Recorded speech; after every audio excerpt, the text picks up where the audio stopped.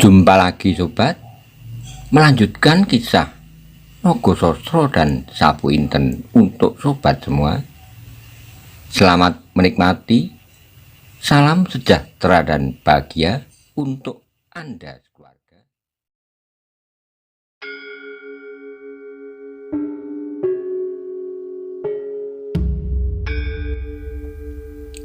Pada episode sebelumnya dikisahkan terjadi ketegangan antara rombongan Maiso Jenar dengan rombongan orang-orang yang datang dari Nusa Kambangan, utusan dari Joko Suko. Tapi akhirnya orang-orang dari Nusa Kambangan itu melarikan diri setelah digertak oleh Maiso Jenar. Bagaimana kisah selanjutnya? Simak bersama-sama. Demikianlah ketika mereka muncul di alun-alun Banyu Biru, nampaklah dari rumah kepala daerah Perdikan itu beberapa orang berdiri berjajar di depan regol halaman. Maiso Jenar tersenyum melihat sambutan itu. Agaknya seseorang telah melaporkan kedatangannya, sehingga Ki Ageng Lembusuro dapat menyiapkan diri menyambut kedatangan mereka. Meskipun wujud sambutan itu sendiri masih belum diketahuinya. Karena itulah meskipun wajah-wajah mereka mengulum senyum segar, namun mereka tidak meninggalkan kewaspadaan sepenuh-penuhnya. Semakin dekat mereka dengan rumah kepala daerah itu, senyum Maiso Jenar menjadi semakin suram. Sebab ia menjadi semakin jelas bahwa di belakang orang-orang yang berdiri di regol halaman nampaklah ujung-ujung tombak yang berjajar-jajar rapat. Dan ketika Maiso Jenar melayangkan pandangannya ke sudut-sudut pagar halaman di ujung alun-alun sebelah menyebelah, taulah ia bahwa halaman rumah kepala daerah Perdikan Banyu Biru itu dijaga rapat sekali. Beberapa orang siap dengan senjata di tangan mereka. Maiso Jenar menoleh kepada Kebu Kanigoro. Agaknya orang itu pun sedang memperhatikan keadaan dengan seksama. Lebih seksama lagi daripada Maiso Jenar. Bab kecuali ia melihat ujung-ujung senjata yang gemerlapan karena cahaya matahari. Juga karena ia sama sekali belum pernah datang ke tempat itu sebelumnya. Karena itu sebagai seorang yang sudah cukup makan garam, maka untuk menghadapi setiap kemungkinan, ia perlu mengetahui keadaan di mana ia sedang berada. Wonowerto, Bantaran, dan Penjawi pun melihat suasana itu. Hati mereka menjadi berdebar-debar. Mereka adalah orang-orang yang termasuk dalam catatan Lembusuro untuk dilenyapkan. Bahkan mereka adalah orang-orang yang pertama-tama. Dalam pada itu mereka menjadi ragu apakah kedatangan mereka itu tidak hanya sekedar mengantarkan nyawa mereka, dan bukankah mereka sudah mengusulkan kepada Maiso Jenar bahwa cara yang demikian itu sangatlah berbahaya. Tetapi mereka sudah berada di depan hidung Lembusuro. Apapun yang akan terjadi harus mereka hadapi sebagai seorang jantan. Apalagi ketika mereka melihat Maiso Jenar dan Kebu Kanigoro yang masih tetap tenang, meskipun wajah-wajah mereka menjadi bersungguh-sungguh pula. Rombongan itu semakin lama menjadi semakin dekat. Beberapa orang yang berdiri di regol halaman itu pun telah mulai bergerak maju untuk menyambutnya. Dan yang paling depan dari mereka adalah Lembusuro sendiri dan Sawung Sariti. Ketika mereka sudah lebih dekat lagi, segera Maiso Jenar menghentikan kudanya dan langsung melompat turun. Diikuti oleh kawan-kawannya, beberapa orang anak buah Lembusuro segera berlari-larian menerima kuda-kuda mereka. Berbeda dengan pada saat Maiso Jenar berjumpa untuk pertama kalinya dengan Lembusuro. Kali ini kepala daerah Perdikan Pamingit itu menyambutnya dengan tertawa-tawa. Meskipun sikapnya yang sombong itu masih saja memancar dari wajahnya yang tengadah. Marilah Adi Maiso Jenar, sambutnya. Aku merasa bergembira sekali mendapat kunjunganmu. Maiso Jenar mengangguk hormat sambil menjawab, sebagai seorang yang pernah menerima kebaikan hati dari penduduk Banyu Biru, sekali-kali aku ingin menengoknya kembali. Bagus, bagus, sahut Lembu Soro. Marilah kami persilahkan kalian masuk dan naik ke pendopo yang memang telah kami persiapkan untuk menyambut kedatangan kalian. Maka berjalanlah mereka beriring-iringan naik ke pendopo yang sudah direntangi tikar pandan yang putih bersih. Pendopo yang 5 tahun lalu pernah dikenal pula oleh Maiso Jenar sebagai tempat untuk duduk-duduk menghirup hawa sejuk yang mengalir di sepanjang lereng-lereng pegunungan Telomoyo, sebagai tempat untuk bermain-main Aryo Saloko bersama-sama dengan ayahnya Ki Ageng Gajah Suro, juga sebagai tempat untuk memulai memberikan dasar-dasar ilmu tata berkelahi dan dasar-dasar tempaan jiwa oleh Gajah Suro kepada putra tunggalnya Aryo Saloko. Sekarang ia kembali berada di pendopo itu sebagai tamu yang membawa tugas berat dari anak Ki Ageng Gajah Suro untuk menyampaikan permintaan yang amat penting, yaitu haknya kembali atas tanah perdikan ini. Setelah mereka melingkar di atas tikar pandan itu, mulailah Lembu Soro mengucapkan selamat atas kedatangan tamu-tamunya itu.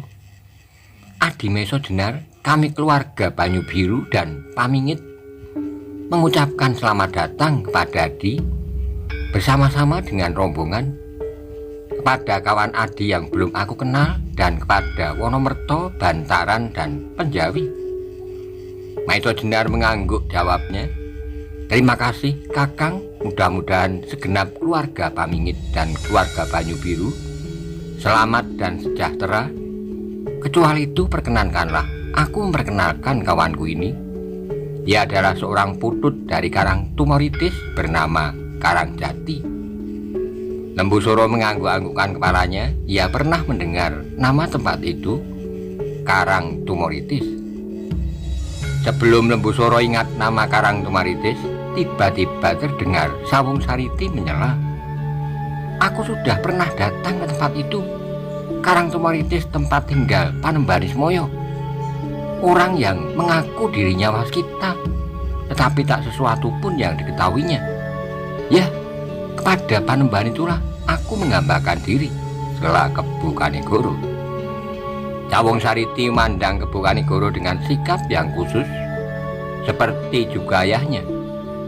Ia mewarisi sikap sombong, tetapi tiba-tiba sikapnya segera berubah. Ia melihat Kebu Kanigoro justru tidak di Karang Tumoritis, tetapi di Gedangan, ketika ia pada saat itu membawa laskarnya bersama-sama dengan Simorodro, Bugel Kaliki, dan laskar pasang uling dari Rawa Pening. Tetapi untuk sementara ia tidak berkata apa-apa dan berusaha untuk menghilangkan kesan perasaannya itu dari wajahnya. Sebab mau tak mau, dan meskipun ia tidak sempat menyaksikan Kebu Kanigoro bertempur pada saat itu, karena ia sendiri segera terlibat dalam perkelahian dengan Aryo Saloko. Namun bahwa Bugel Kaliki, Simorodro tua, dan Joko Suko dapat diusir dan malahan janda Simorodro terbunuh pula. Maka mau tidak mau kekuatan orang itu harus diperhitungkan, di samping kesaktian Maiso Jenar yang mengagumkan. Disusul kemudian berita kematian sepasang uling dari Rawa Pening. Kemudian setelah mereka tenang sejenak, kembali terdengar Lembu Soro berkata kepada Wonomerto, Bantaran, dan Penjawi, Paman Wonomerto, Bantaran, dan Penjawi, sudah lama rakyat Banyu Biru merindukan kalian. Kemanakah kalian? Kemanakah kalian pergi selama ini? Dan apakah keperluan kalian? Sebenarnya tenaga kalian sangat kami perlukan di sini untuk membantu selama ini. Sambil mengangguk-angguk, Wonomerto menjawab, anak Mas Lembu Soro, aku semakin lama semakin menjadi tua. Dan apakah arti hidupku ini bagi Banyu Biru kalau tidak dapat berbuat sesuatu untuknya? Karena itu aku mencoba untuk menemukan putra anak Mas Gajah Suryo, Aryo Saroko. Warna merah membersit di wajah Ki Ageng Lembusoro. Namun segera ia berusaha untuk menenteramkan hatinya. Bahkan kemudian ia bertanya, seolah-olah ia sendiri mengharap kehadiran anak itu. Lalu adakah usaha Paman Wonomerto berhasil? Pangestu Anggir, aku berhasil, jawabnya. Lembusoro menarik napas panjang untuk meredakan debar jantungnya. Kemudian ia berkata pula, aku tidak dapat mengerti bagaimana Paman Wonomerto dapat bertemu dengan anak itu. Mudah saja nak Mas, jawab Wonomerto. Aku pergi ke tempat-tempat yang pernah dikunjungi oleh cucu Sawung Sariti. Sawung Sariti menjadi gelisah. Namun ia adalah anak yang cerdik ayahnya. Maka dengan berpura-pura terkejut, ia menjawab, adakah Eyang Wonomerto pernah pergi ke tempat-tempat yang pernah aku kunjungi? Benar cucu Sawung Sariti, jawab Wonomerto. Dan menemukan Kakang Aryo Saroko? Sambil mengangguk puas, Wonomerto menjawab, benar cucu. Tiba-tiba Sawung Sariti menjawab sambil tertawa keras-keras, katanya, di sela-sela derai tawanya, sayang Eyang, seperti aku juga mula-mula terjebak oleh suatu kecurangan yang hampir sempurna. Seorang anak muda yang sebaya dengan aku mengaku bernama Aryo Saroko. Darah Wonomerto tersirat mendengar jawaban itu, juga Bantaran dan Penjawi, apalagi Meso Jenar dan Kebu Kanigoro. Wajah mereka segera berubah merah dan jantung mereka berdentam seperti guruh yang menggelegak di dalam dada mereka. Bagaimanapun mereka mencoba menahan diri, namun terasa juga tangan-tangan mereka menjadi gemetar karenanya. Tetapi sebelum mereka dapat mengatur perasaan mereka, terdengarlah suara Lembusoro. Adi Meso Jenar, aku memang pernah mendengar tentang seorang anak muda menamakan dirinya Aryo Saroko, tetapi aku belum pernah melihatnya. Bagi seorang paman, aku pasti akan mengenalnya kembali meskipun sudah sejak kurang lebih 5 tahun yang lalu tak melihatnya. Aku sejak kanak-kanak tidak akan melupakannya. Namun perlu diketahui bahwa seseorang anak muda yang bernama Aryo Saroko pernah diketemukan mati terbunuh. Ia kehilangan pusakanya, Kiai Bancak, dan sebuah peniti yang barangkali dari emas serta timangnya bertetes intan. Sekali lagi, sebuah petir seolah-olah meledak dalam pendopo itu, bahkan jauh lebih dahsyat dari cerita Sawung Sariti. Penjawi yang paling tidak dapat menahan diri dengan bergagap berteriak, bohong, semuanya bohong. Lalu suara Penjawi hilang tersumbat di kerongkongan, seolah-olah berjejal-jejal berebut dahulu, sehingga dengan demikian malah tak sekata pun yang muncul terusnya. Mendengar kata-kata Penjawi yang terbata-bata itu, Lembusoro tersenyum, senyum yang sangat menyakitkan hati. Tapi kemudian ia berkata dengan ramahnya, jangan berprasangka yang bukan-bukan Penjawi. Aku sama sekali tak bermaksud membohongi kalian. Tapi sebaiknya kalian dapat mempertimbangkan kejadian-kejadian yang pernah berlaku. Kalian jangan membabi buta atas kesetiaan kalian kepada Aryo Saroko sebagai ungkapan kesetiaan atas tanah yang sama-sama kita cintai. Penjawi bukanlah orang yang dapat banyak bicara, karena itu semakin banyak yang akan diucapkan, semakin sulit kata-kata itu keluar dari mulutnya. Demikian juga Bantaran yang hanya dapat mengingsar-ingsar duduknya dan meraba-raba hulu kerisnya. Wonomerto sendiri menjadi bingung. Ia sama sekali tidak menduga bahwa ia akan mendapat jawaban yang demikian, sedangkan Meso Jenar dan Kebu Kanigoro, meskipun menjadi gelisah, mereka masih tetap pada kesadaran yang penuh. Karena itu Meso Jenar masih dapat berkata las-lasan, Kakang Lembusoro, apakah yang Kakang katakan itu merupakan pendapat Kakang Lembusoro?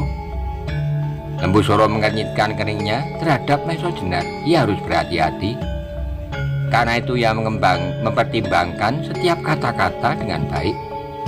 Maka setelah berpikir sejenak ia menjawab, "Adi, aku tidak mengatakan demikian.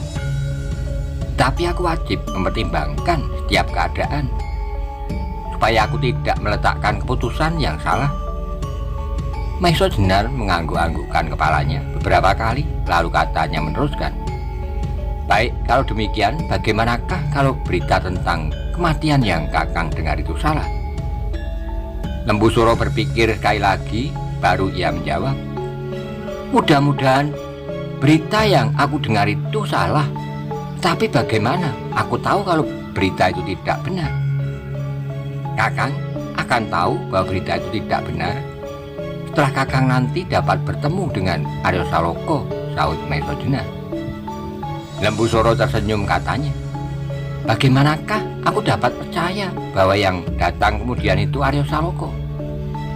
"Ia harus membawa tanda kebesaran Banyu Biru," jawab Maiso Jenar. "Dan bukankah Kakang akan dapat mengenali kembali kemenakan Kakang itu?" "Permainan yang bagus," potong Sawung Sariti. "Aku pernah bertemu dengan Paman Maiso Jenar di Gedangan bersama-sama dengan anak muda yang menamakan diri Aryo Saloka, yang membawa tombak yang dinamai Kyai Banca." "Diam!" tiba-tiba terdengar Bantaran membentak. Semua orang terkejut mendengar bentakan itu, bahkan Bantaran sendiri terkejut. Sawung Sariti sama sekali tidak senang mendengar bentakan Bantaran, karena itu ia menjawab tajam, "Bantaran, kalau kau membentak aku sekali lagi, aku sobek mulutmu." Tetapi kata-kata bentakan itu sudah terucapkan sebagai laki-laki. Bantaran tidak mau dihinakan meskipun ia tahu bahwa Sawung Sariti bukanlah lawannya. Tapi mati atas landasan kesetiaan pada Banyu Biru adalah pengabdian yang didambanya selama ini. Dengan demikian tiba-tiba menengadahlah dadanya sambil berkata, "Aku akan berbuat sekali, 2 kali, 10 kali lagi sesuka hatiku." Hampir saja Sawung Sariti melompat kalau ia tidak ditahan oleh Lembu Suro, yang agaknya kepalanya masih cukup dingin, namun kata-katanya sangat menyakitkan hati. "Sawung Sariti, adakah cukup berharga bagimu untuk menyentuh tubuhnya?" Sawung Sariti menarik napas dalam-dalam, seolah-olah ia ingin memadamkan api yang berkobar-kobar di dalam dadanya. Namun dari matanya terpancarlah bara kemarahan yang tak Maiso Jenar melihat keadaan berkembang ke arah yang tidak diharapkan. Meskipun ia tidak dapat menyalahkan Bantaran, Wonomerto maupun Penjawi, ia sebenarnya sama sekali tidak menduga bahwa sampai demikian jauh keinginan Lembu Suro dan Sawung Sariti terhadap kemenakannya serta sepupunya sendiri, terhadap kadang tua yang selalu bersikap baik kepada mereka, Gajah Suro. Maiso Jenar pernah mendengar cerita tentang hubungan mereka, Lembu Suro dengan Gajah Suro sebagai kakak beradik. Ia pernah mendengar bagaimana Gajah Suro sebagai saudara tua selalu melindungi dan membimbing adiknya dalam berbagai soal dan banyak mengalah dalam berbagai hal. Namun akibatnya kemanjaan Lembu Suro itu menjadi berlebih-lebihan dan menelan Gajah Suro sendiri. Kalau sekali 2 kali Gajah Suro pernah marah kepadanya adalah wajar, sebagai seorang kakak yang ingin melihat adiknya tidak berbuat kesalahan. Maiso Jenar berusaha untuk tetap memelihara suasana pertemuan itu agar tidak bertambah kusut. Meskipun dadanya sendiri seperti hendak meledak, maka berkatalah ia dengan setenang-tenangnya, seolah-olah tidak terjadi ketegangan sama sekali di dalam pertemuan itu. "Kakang Lembu Suro, baiklah kita berbicara mengenai beberapa soal yang penting. Biarlah kita singkirkan masalah-masalah kecil yang tidak berarti."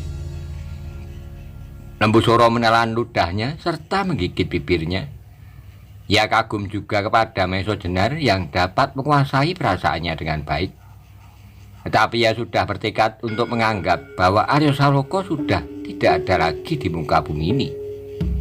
Karena itu Lembu Suro menjawab, "Baiklah Adi, aku tidak pernah menolak berbicara dengan siapa saja, selama pembicaraan itu akan berguna bagi Pamingit, bagi Banyu Biru, dan berguna bagi kita semua. Demikianlah harapan kami, sahut Maiso Jenar. Kedatangan kami ini pun pada kepentingan Banyu Biru, bukan kepentingan kami sendiri. Lembu Suro tersenyum dengan penuh kesadaran akan kebesaran dirinya. Ia menjawab, "Nah, katakanlah apa yang berguna bagi Banyu Biru itu?" "Aku membawa tugas dari Anggir Arya Saloka untuk menyampaikan baktinya kepada Kakang Lembu Suro," sahut Maiso Jenar. Lembu Suro menggeleng-gelengkan kepalanya. Dengan mengerutkan keningnya ia menjawab, "Adi Maiso Jenar, jangan mengada-ada. Kau bagiku adalah seorang yang pantas dihormati seperti Kakang Gajah Suro dahulu menghormatimu. Namun demikian hormat kami pun mengenai batas.